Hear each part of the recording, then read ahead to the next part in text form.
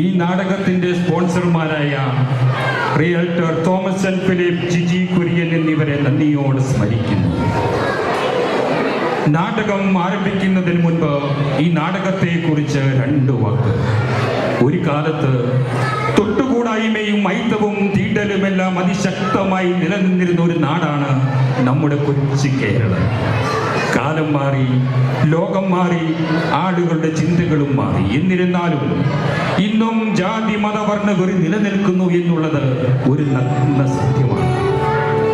ഇത് ഒരു ചോദ്യമാണ്, ഇത് ഒരു വെല്ലുവിളിയാണ്. രക്തത്തിന് ജാതിയുണ്ടോ? മനുഷ്യന്റെ ജീവൻ രക്ഷിക്കുമ്പോൾ മതവും വർണ്ണവും കുലവും വേർതിരിക്കുന്ന അതിരുകൾക്ക് അർത്ഥമുണ്ടോ? ഇവിടെ ജാതി തോൽക്കും, മനുഷ്യൻ ജയിക്കും. രചനാ സംവിധാനം സാഗർ ജോൺസ്. സഹൃദയ സദസ്സിന് സാഷ്ടാംഗ പ്രണാമം. നാടകം ആരംഭിക്കുന്നു. രാജരക്തം.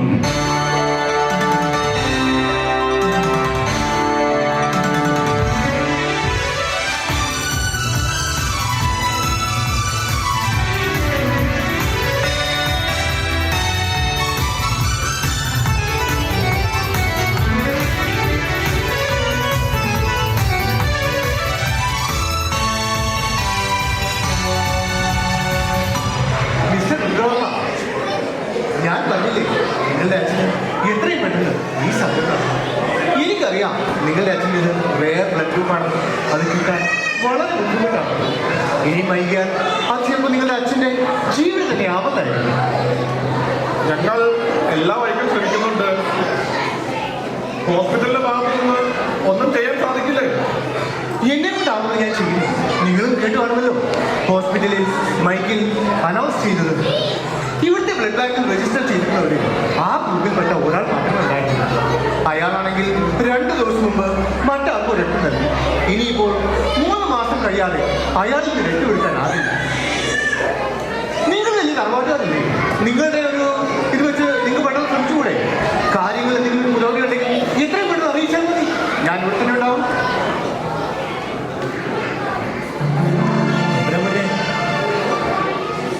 എന്തായാലും രാവണൻ നായരെ പോയ കാര്യം സുഭദ്ര ചിറ്റ തീർത്ത് പറഞ്ഞു. ഈ ആവശ്യം പറഞ്ഞ് അവർ കൊണ്ടുവന്നാലും മുന്നോട്ട് വരില്ല. മാത്രമല്ല നമ്മുടെ തറവാട്ടിൽ ആര് ചത്ത് മണ്ണടിക്കാനും അവർ തിരിഞ്ഞു നോക്കില്ലായിരുന്നു.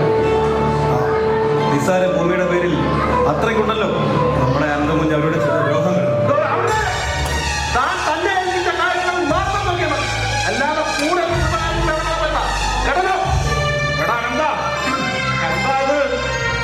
ഹോസ്പിറ്റലാണ്. കുറച്ചും കൂടി സംരക്ഷണം പാലിക്കോ.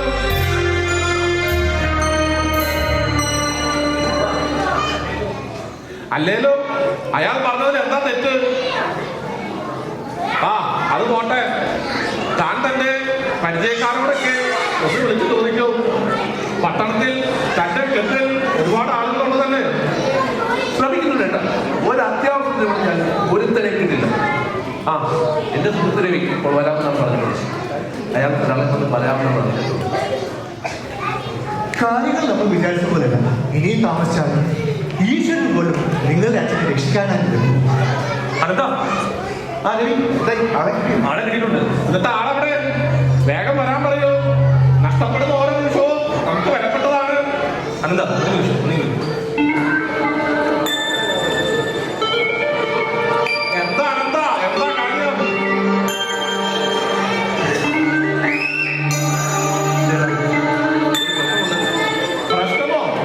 എന്ത് പ്രശ്നം? എന്ത് തന്നെ ആയാലും അയാളോട് വരാൻ പറയൂ. നമുക്കത് പരിഹരിക്കാം. അത് വന്നിരിക്കുന്നത് പുലയക്കാരൻ. എന്താണെന്താ ഈ പറയണേ? നമ്മുടെ തറവാടിനെ പറ്റിയും അച്ഛനെ പറ്റിയും ഒന്നും അറിയാത്ത ആളാണോ? രാജകുടുംബവുമായി നേരിട്ട് ബന്ധമുണ്ടായിരുന്ന തറവാട്ടുകാരാണ് നമ്മൾ. എന്നിട്ടിപ്പോ ഒരു കീഴ്ജാതിക്കാരന്റെ രക്തം അച്ഛൻ നൽകുക എന്ന് പറഞ്ഞാൽ ശരിയാണ് ചേട്ടാ. അതെനിക്ക് അറിയാനിട്ടല്ല. നമ്മുടെ തറവാടിന്റെ മഹിമകാരൻ ഞാൻ എന്തും ചെയ്യും. അത് ചേട്ടൻ ചെയ്യുമല്ലോ. ഇപ്പം ഇവിടെ വന്നിട്ടല്ലേ അറിഞ്ഞത്. ചേട്ടൻ പിടിപ്പിക്കണ്ട. അയാളെ ഞാൻ ഇപ്പൊ തന്നെ പറഞ്ഞിട്ടേ. കഷ്ടം. ഈ ലോകവും ഇവിടെയുള്ള മനുഷ്യർ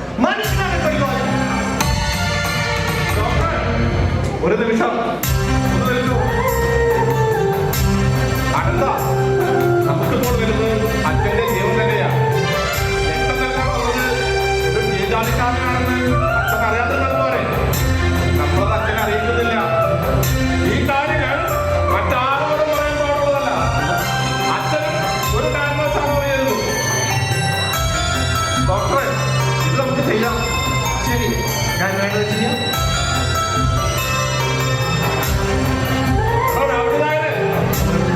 രക്തം നൽകാമെന്ന ആൾക്ക് എന്താ വേണ്ടത് എന്ന് കൊടുത്തോളൂ. മേല് ഇതിന്റെ പേര് കണക്കും പറഞ്ഞ് വരരുത്.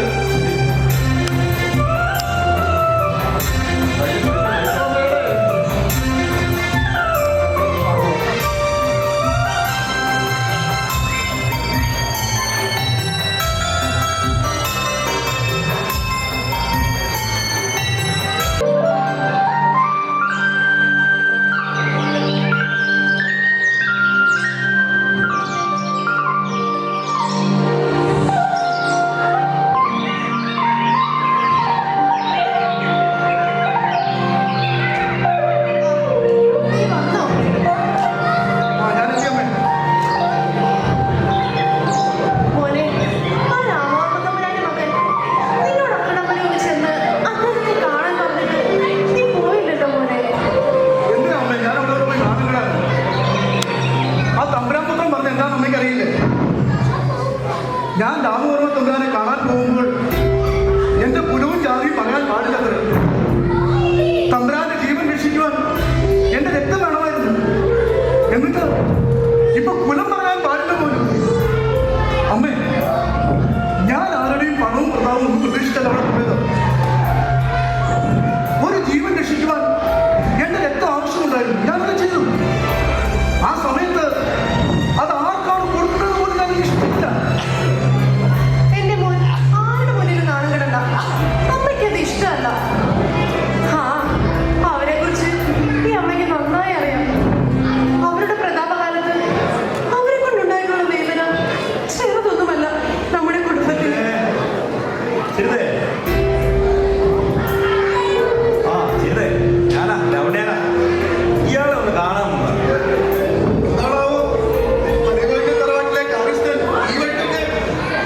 നിനക്ക് എന്നോട് ദേഷ്യം കാണും, എനിക്കതറിയാം. അന്ന് നിനക്ക് പണം തന്നത് നിന്റെ ചെയ്തിക്കുള്ള പ്രതിഫലമായിട്ടല്ല, തമ്പുരാക്കന്മാർ അവരുടെ സന്തോഷത്തിന്റെ പേരിൽ തന്നാണ്. എനിക്ക് നിങ്ങളോട് ഒരു ദേഷ്യവും പരിഭവമില്ല. പക്ഷേ അന്ന് ഞാൻ അവിടെ ചെന്നപ്പോഴുണ്ടായ ചില സമീപനങ്ങൾ അതെനിക്ക് ഇഷ്ടമായി, അത്രേ ഉള്ളൂ. രാമവർമ്മ തമ്പുരാൻ നിങ്ങളുടെ അത്രയും വരെ വരാൻ പറഞ്ഞിട്ട് നീ എന്താ വരാതിരുന്നത്? എന്തിനാ രാമനേട്ടാ, ഞാൻ വന്നിട്ട് വേണം നിങ്ങളുടെ തറവാട് അശുദ്ധമാക്കാൻ. അല്ലെങ്കിൽ തന്നെ പുറംജാതിക്കാരെയും കീഴ്ജാതിക്കാരെയും നിങ്ങൾ തറവാടിന് പഠിപ്പിക്കാത്ത കഴിക്കാനാണ് പറയുന്നത്. അതൊക്കെ പഴങ്കഥകളായില്ലേ കണ്ടപ്പാ. ഒന്നും മാറിയിട്ടില്ല രാമനേട്ടാ. കീഴ്ജാതിക്കാരെ കുടിയിറക്കാനും വേണ്ടി വന്നാൽ കൊന്നു കുഴിച്ചു മൂടുവാനും മടിയില്ലാത്തവരാണ് തമ്പ്രാക്കന്മാര്. കേട്ടറിഞ്ഞിടത്തോളം പുതിയ തലമുറയിലെ തമ്പ്രാക്കന്മാർക്ക് വലിയ മാറ്റങ്ങളൊന്നും ഉണ്ടായിട്ടില്ല. അങ്ങനെയുള്ളവരുടെ മുമ്പിൽ നിങ്ങൾ കീഴ്ജാതിക്കാരെന്ന് വിളിക്കുന്ന ഞാൻ വന്ന് തല കുറിച്ച് നിൽക്കുവാൻ എനിക്കല്പം മടിയുണ്ട്. എനിക്കത് സാധ്യമല്ല. ഞാനിവിടെ ഇല്ല എന്ന് പറഞ്ഞിരുന്നു. അമ്മേ, ഞാൻ പണിക്ക് പോവുകയാണ്. രാമവർമ്മ തമ്പുരാന്റെ വണ്ടിയുടെ സംഭവമാണത്.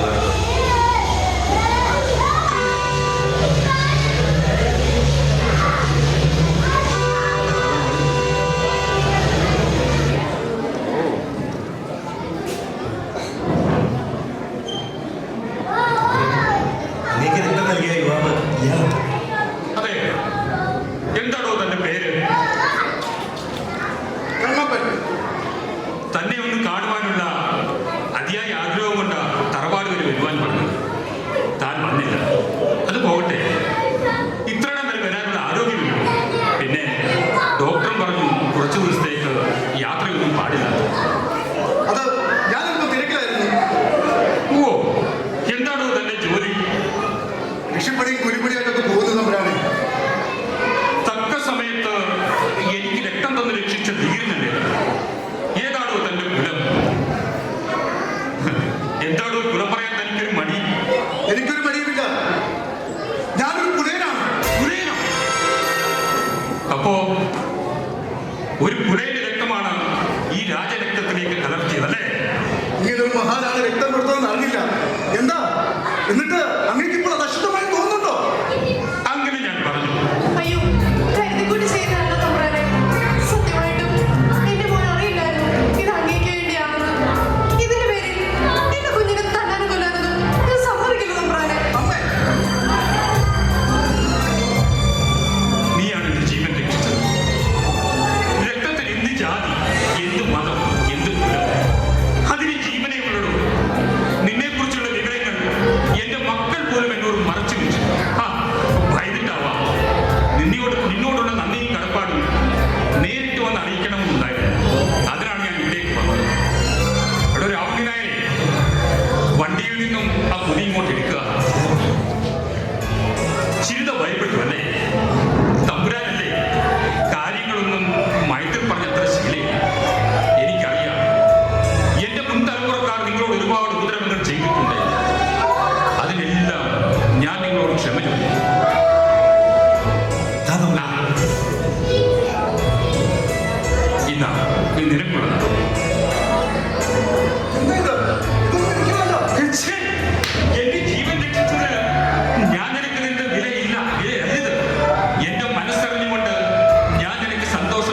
ഒരു സ്നേഹ സമ്മാനമാണ്. ജാതിയുടെയും മതത്തിന്റെയും പേരിൽ കുടിയിറക്കപ്പെട്ട നിന്റെ കുലത്തിനോട് എന്റെ പൂർവികന്മാർ ചെയ്തതിനൊന്നും പകരമാവില്ല ഇത് എന്ന് എനിക്കറിയാം. എന്നാലും നീ ഇത് വാങ്ങണം. നിന്റെ അമ്മയുടെയും പേരിൽ കുറച്ച് ഭൂമി, അതിനുള്ളൊരു വീടിന്റെ ആധാരമാണ്. നിരസിക്കാതെ വാങ്ങും. രണ്ട് കൈ നീട്ടി വാങ്ങിക്കോ പോലെ.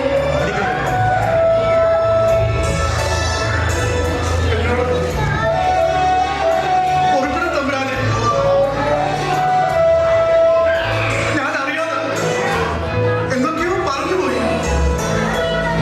ഞാൻ വിചാരിച്ചു അന്നും മറ്റുള്ളവരെ പോലെ ഞങ്ങളെ പുച്ഛത്തോടെ കാണുമെന്ന്. ഇന്നു മുതൽ നീ എനിക്കെന്നും എന്റെ മകനെ പോലെ ആയിരിക്കും. ഞാൻ അങ്ങയുടെ പാദങ്ങളിലൊന്നും തൊട്ടോട്ടെ. എന്താ ഈ കാട്ടണേ? നിന്റെ രക്തം ഈ രാജരക്തത്തിലേക്ക് കൂട്ടിക്കലർത്തിയപ്പോ അത് പുതിയൊരു രക്തബന്ധത്തിന് കാരണമായി. ഇതൊരു നിയോഗമാണോ? ഈശ്വര നിശ്ചയമാണ്. നിന്റെ നല്ല മനസ്സിന് ഈശ്വരൻ തന്നൊരു സമ്മാനമായി കരുതിയാൽ ഇന്ന് ഈ രാജശരീരത്തിലൂടെ ഒഴുകുന്നത് താഴ്ന്ന ജാതിയിൽപ്പെട്ട ഒരുവന്റെ രക്തമല്ല, മറിച്ച് മനുഷ്യത്വമുള്ളൊരു മനുഷ്യന്റെ രക്തമാണ്. രക്തത്തിന് ജാതിയും മതവും കുലവും ഒന്നുമില്ലടോ. അതിൽ ജീവന്റെ തുടിപ്പുകളെയും ജാതിയുടെയും മതത്തിന്റെയും വർണ്ണത്തിന്റെയും പേരിൽ മനുഷ്യരെ തമ്മിൽ അകറ്റുവാൻ നോക്കുന്നവരെ നിങ്ങളുടെ കണ്ണുകൾക്ക് തിമിരം ബാധിച്ചിരിക്കുന്നു.